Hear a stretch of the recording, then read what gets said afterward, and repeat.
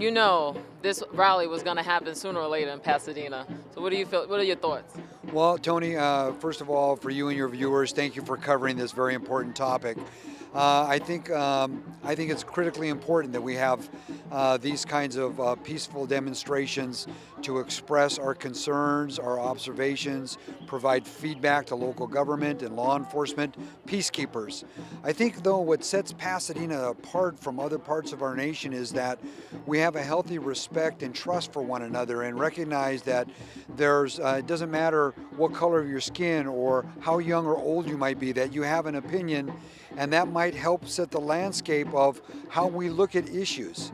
I think that one of the great values that we have here in Pasadena is we have a rich, diverse community, and that's reflective in local government. My department is very diverse, and we appreciate all avenues of interest and all avenues of opinions, and recognize again that that can help us be strategic about how we're collaborative with our community, and hopes that this might inspire other peaceful dialogue about what the issues that face us nationally and here locally as well.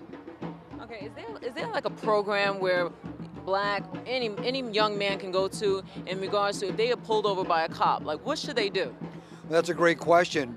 You know, the Pasadena Police Department in particular, I do, and my Deputy Chief Daryl Qualls and Vaskin Gordikian in Community Relations, we have educational programs that we engage the public and our young people routinely.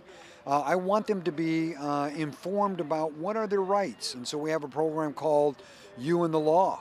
And in that program, we're able to teach and show and expose our young people to about what are their rights, how is it best to engage the officer right there during the time that the officer is giving you information or giving you orders. That's not the time to be obstinate or to be resistive. But if you think you've been wronged, we have an internal affairs process. I welcome those complaints. I investigate those complaints, and if the officer was engaged in misconduct, I will sanction the employee, and I've demonstrated that over the years. So I would say that I would welcome our young people or your viewers. First of all, if you have complaints, on the Pasadena website, we have frequently asked questions. We explain how to make a complaint or a concern, and moreover, there is an explanation also of our programs, including the Law and You. This is great. You know how I have been going to a couple of conferences in regards to policing the police. What are your thoughts on that? Well, I think at the end of the day, the question becomes, do we need more accountability or effective accountability? And I think we need effective accountability. Here at the Pasadena Police Department, I think we have that. We have a public safety committee that consists of 4 elected council members. Routinely, I make reports to them concerning the conduct and behavior of the Pasadena Police Department and of my officers. All this information is posted online at our website. Last year, we had 56 complaints, and we used force 35 times. We arrested almost 7,000 people, and when you do the math on that, we're not using force. We're using force about 0.5% of the time that we make an arrest. And I think those numbers are extraordinary. And it points to a model of accountability. I'm accountable to my public, I'm accountable to the community I serve, I'm accountable to my officers. And so, again, I think it begs the question, do we need more oversight, or do we need effective oversight and accountability?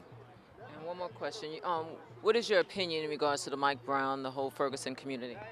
I think that's an extraordinary and profound question. I don't have enough information to comment. What I know is that there are multiple opinions and multiple perceptions.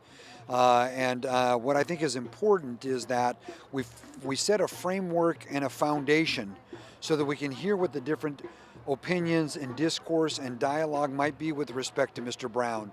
And then what are the lessons learned? How can Pasadena learn from what's occurring in other parts of our community or in other parts of our nation, in other communities across the world?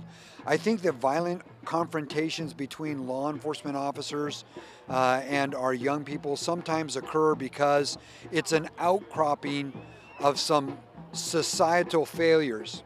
So, for example, I think that it might contribute to a violent outcome if there's a lack of jobs or affordable housing, or there might be a violent outcome if there's a lack of mental health care, or for public school or viable strong education opportunities for our young people and minorities. I'm a man of color.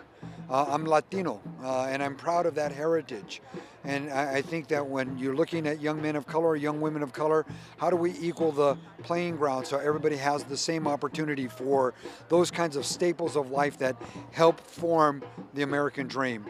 And I think that as a society, we need to look at what our priorities are. Are they education, jobs, affordable housing, affordable health care? Are those the kinds of things that we want to examine and have the courage to prioritize? And I think that if we do that, then collectively we'll reduce violence. Not just violent encounters with peacekeepers, but violence overall. Thank you. Thank you. Thank Thanks, you. Toni. Thank you so Appreciate much. it. Appreciate it. Thanks.